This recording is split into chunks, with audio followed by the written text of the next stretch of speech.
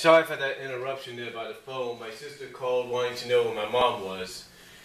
I had to let her know she's in school right now, and yes, she is missing the World Series, but I am recording it for her because the Giants just scored, and as of 6:40 p.m. Pacific time, it's 5-0.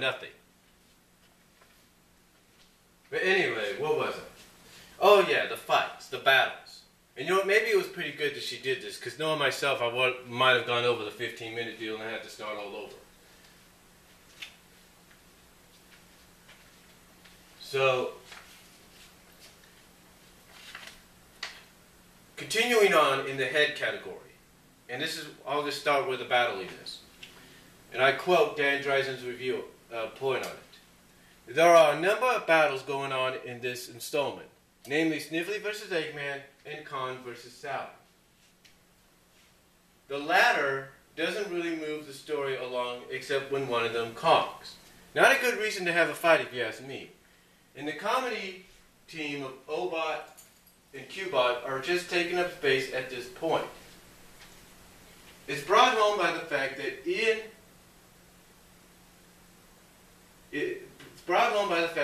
has run out of ideas and more or less abandons the comedy voice chip deal with Qbot. But if any one character in the story is supremely ill-used, it's Hugo Brass. Given only one line to say over and over, he really has no purpose in this story other than to be replaced by Regina in her snivelly boy toy.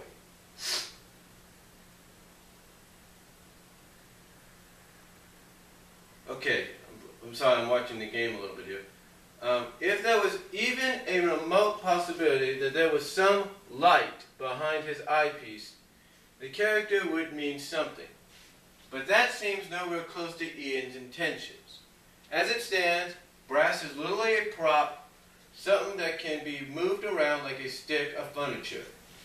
And there's entirely too much of that sort of thing when it comes to comic book writing. Just as there's a lot of bad writing when it comes to all the background characters.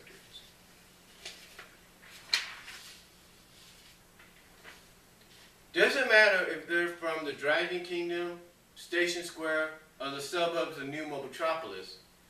They can be counted upon to do absolutely nothing when they're captured and then released for no good reason. More props.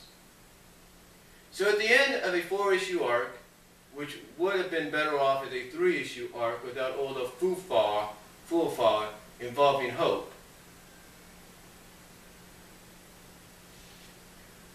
Snively has been put in his place in storage, and we all know how well that worked with the floating head of Dimitri. Head score 6. In other words, so that's his score for the head category part of this issue of part 4 is 6. Alright, now we get into the eye artistic category.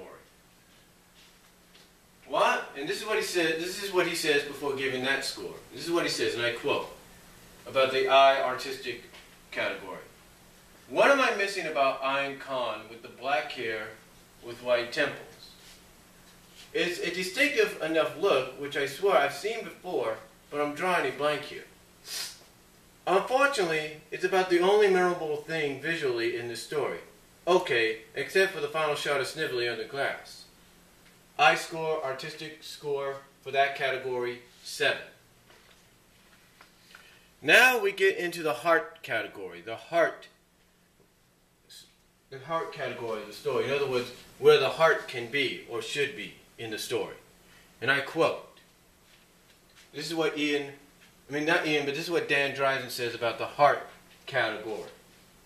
And I quote, and if I said Ian before, I apologize. I should have said Dan and instead in certain areas. But anyway, this is what Dan Drazen says about the heart, of where the heart is in this story with this category, and I quote, Ian has taken one of the oldest story elements that, capitalized, love, capitalized, conquers all, basically that's all capitalized I should say, and guts it like a rainbow trout. That, more than that, more than the here we go again fight scenes, is at the core of the story. There are two love stories here, and both of them end badly. Khan's love for Sally is no more capable of undoing her mecha state than Sonic's. Ian's not about to throw any crumbs our way at this point. Even the snivelly Regina romance is revealed at the very end to be a joke. Regina is perfectly happy to have a Frux Snively, fake, false Snively, that she can control through her techno magic, or whatever she calls it. Either she can't tell the difference, or else she doesn't care.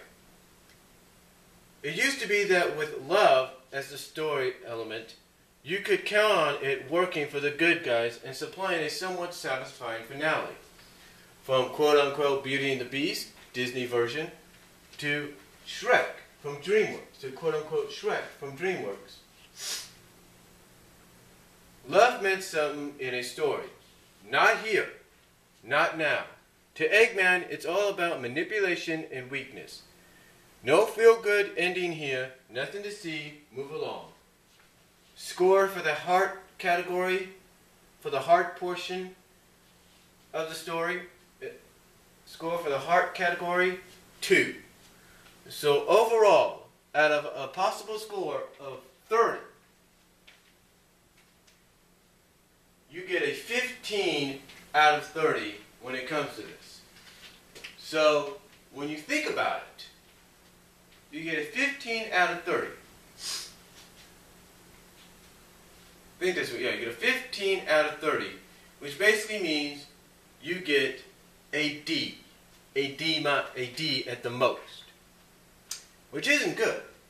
I mean, it's passable. In other words, he's giving it he's giving it a passable grade here. That's what he's doing. He's giving it a passable grade. That's what he's doing. He's giving it a passable grade. But what he's also saying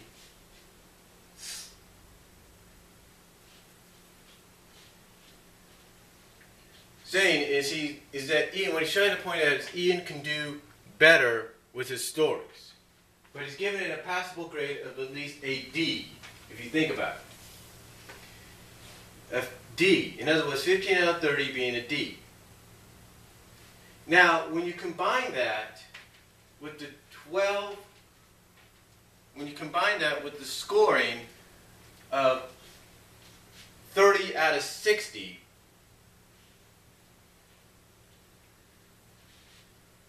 you combine that, it's basically 45, if you will, out of 90. 45 out of 90 for 1 month with both Sonic issues. 45 out of 90. Not even, basically half decent. In other words, 45 out of 90 basically means a very terrible month in Dan Drazen's eyes when it comes to both Universe and the main Sonic comic, with Ian Flynn writing the story. But not just Ian, but also the artistic, but as far as the art style goes at times, not a very good month. But the art style has actually gotten basically a better score each way. They've gotten a 21. I mean, if you just went by art alone, it got a passable grade. It was more, basically the art style was far more superior than the writing style, than the head and heart portions of the story. So that's basically what he's saying. That the artist did a better job than Ian did. And that basically this was not a good month. July 2012 was not a good month for Ian Flynn when it comes to the comics. Now I know some people might say, well, he hasn't... Now I know most people will say, well, he's had to read the other issues. Oh yeah, he's read them. He's just taking his time in analyzing. See, one of the things about Dan Drazen, which some people do not know or don't give credit for, as I said before in the other reviews, is he's one of the oldest fans in history. He's as old as my mom. He's in his 60s. And he basically takes time out of his life, out of his busy lifestyle, to sit down, analyze, categorize, and give his own it seems to be professional opinions on this comic.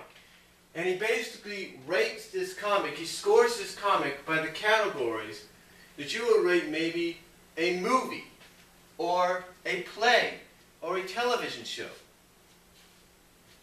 or even a graphic novel, or another animated, or another comic book miniseries, or something like that. He's basically grading it by that. He's basically doing what, let's say, a Kevin Smith. What is someone like, say, a Kevin Smith? I know it's probably a weird acknowledge, or some of the people, like you say, Think Hero TV are doing. Someone like, say, Linkara does at times. He's basically taking his time out to, in his own way, score, basically rate, give his own thoughts, and by category, the three most important categories when it comes to any kind of medium, whether it's, like I said, comic books, movies, musicals, television, or whatever, maybe even award shows, he's given his own, by category, his own score. And like I said, his overall score, depending on if it's one story, one main story per issue, is overall 30 at being the best. If an issue, like I said before, struck him out, that's good. But anyway, if a issue gets an overall score of 30, which is 10 in all three categories, heart, in other words, head of the story, the head category, the head of the story, the eye artistic part, the eye artistic category, as well as basically the heart category, in other words, trying to find the heart of the story. If an issue, if it's one single story, in the issue gets 30, then it's a supreme issue, it's a great issue. It's just like if a movie, like I said, got rated and graded, I should say, on that same three categories. If it got 30, then it's basically, hey, go out and see this thing, it's worth it. Same with the musicals and other mediums like television. If it gets like a overall grade of 30, go out and see it. Basically, it's worth your while. It's like when they do a star rating. If critics come out and say, hey, this is 5 stars, you got to go see it. It's worth it. It's one of the best ever. And if you see people giving it thumbs up, like say Roger Ebert would, and Robert and Roger, whatever his name, Ropert would, and even the late great Gene Siskel, when Siskel and Ebert would give a movie thumbs up, basically them being the most well-known critics out there, along with Leonard Maltin, if all three of them gave a movie thumbs up and recommended it, along with, say, Gene Shalit, if you will, it's basically saying, hey, you need to go see this. It's worth it. These 4 guys, these top 4 critics, most well-known critics in the world, are saying, basically giving this stamp of approval, saying, go see it. That's basically how Dan Drazen looks at a comic when he categorizes it. If he gives it, like I said, an overall score of 30 in all the issues, if an issue, like I said, even if it's for one story, an issue, if he gives it an overall score of 30, basically giving it 10 in each category, in the 3 categories, then it's an issue that he's going to say, hey, if you've not read this issue yet, I recommend you go and read it. And if it's got a main story and a backup story, and basically both of them get 30, and it's like a 60 out of 60, then he'll recommend that issue. For not just the main story, but for the backup story. But anyway, that's how his scoring system works, and that's why he gave the score overall for both issues for this month 45 out of 90. So comment down below, tell me what you guys think, video sponsors are greatly appreciated, and talk to you